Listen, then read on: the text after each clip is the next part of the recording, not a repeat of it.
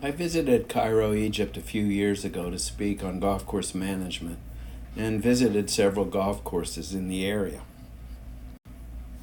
Egyptian golf courses are established either to Bermuda grass or seashore paspalum. The golf courses that were built prior to 2000 are primarily Bermuda grass, and those after 2000 are seashore paspalum. The Bermuda grass varieties that predominate in the Cairo region are Tifway or 419 on the fairways and Tif Dwarf on the greens.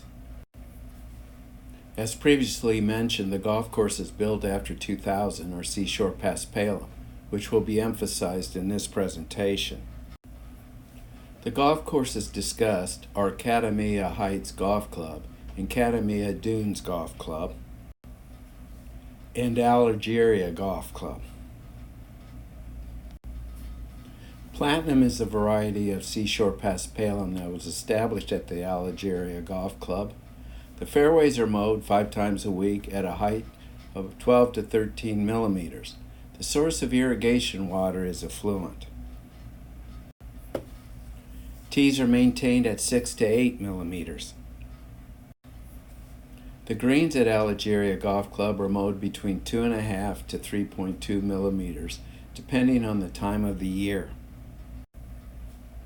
On Algeria Golf Club, the greens are overseeded for winter play with Poa trivialis, which is not very common in Egypt. The winter overseeding is done around November 1st. This close-up of this putting green shows the high shoot density that has resulted from the overseeding, so the interdispersed in between the seashore paspalum is the Poa trivialis. The major winter weed is Poa annua, shown here on the collar and slope. Seashore paspalum is very sensitive to herbicides and can easily be injured or killed with herbicide applications. Plus, there are very few products labeled for turf use. Thus, controlling annual bluegrass and other weeds is difficult in this area. Seashore paspalum is sensitive to scalping caused by mowing. Scalping injury is shown here. The severity of scalping is enhanced with moisture stress or the lack of water. Organic matter or thatch control is an important practice in maintaining seashore paspalum because a thatch or turf high in organic matter actually enhances the likelihood of scalping. Katamia Dunes Golf Course was designed by Brian Curley. One thing I found that was interesting was the irrigation water, which was effluent, but it came from the city to the property, and then the water was treated again. This is considered secondarily treated. The variety of seashore paspalum found at Katamia Dunes is supreme. The golf course is maintained similar as Algeria with similar mowing heights and cultural practices. The golf course greens are sand-topped once every 10 days. Generally, seashore paspalum is managed in Egypt quite similar to how it is in the United States. This is a close-up of a putting surface at Katamia Dunes. In this case, these greens are not winter overseeded. Just as a side point, over 10 hectares of ice plants were established on Katamia Dunes Golf Course when it was constructed. The advantage to these plants, unless you hit a golf ball into them, is that they require little maintenance. As previously mentioned, Poa annua is a major winter weed in seashore paspalum, but summer weeds like crabgrass and spurge are a major concern. Given the lack of herbicides available and the sensitivity of seashore paspalum to herbicide injury, often the weeds are hand-picked, as demonstrated by my colleague here. Again, just another picture showing how susceptible seashore paspalum is to moisture stress and scalping.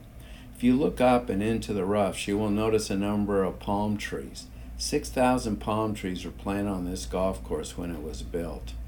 These palm trees require annual maintenance in a cost range of $30,000 a year. The golf courses that I visited, residential development was part of the overall project.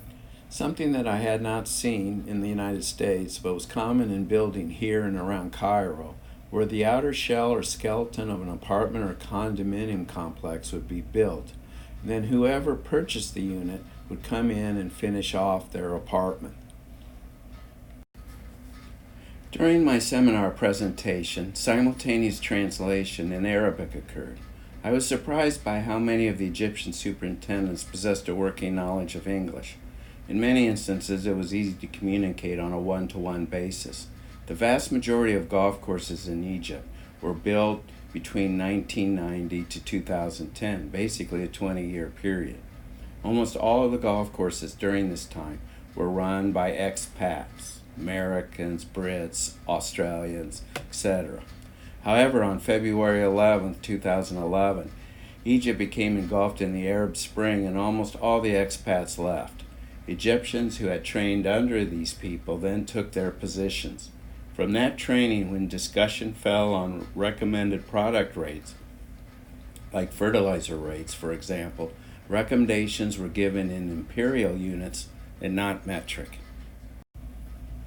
On most of my educational or consulting trips, I don't get much time to see much of the sights. This is a drive-by at night where I briefly saw one of the pyramids, which is circled here. Or early morning drive by where I could see the pyramids, and in this case I also saw the new Pyramid Museum under construction. And yes, I did see the Nile River. What I did experience in Cairo was a lot of traffic. Traffic is not only heavy, but everyone seems to drive where they want. This looks okay, except this is a 3-lane highway with 4 cars abreast. Cars are not the only thing on the roads and highways. Or one of my favorite pictures, 3 people on a motorcycle, which is circled here. According to the Tourism Bureau, the number one reason why tourists do not return to Cairo a second time is the traffic. I have to admit, it seemed like there was one traffic light for 23 million people. I did enjoy the Egyptian food and people. I am usually in a hurry, but for this trip I did take some extra time to see some of the sights. In Egypt, there are still more pyramids than golf courses. And finally, this is Mina House Golf Course in Giza. Quite a view. An additional Mina House Golf Course has just been built. Unfortunately, I did not visit this course. Maybe next time.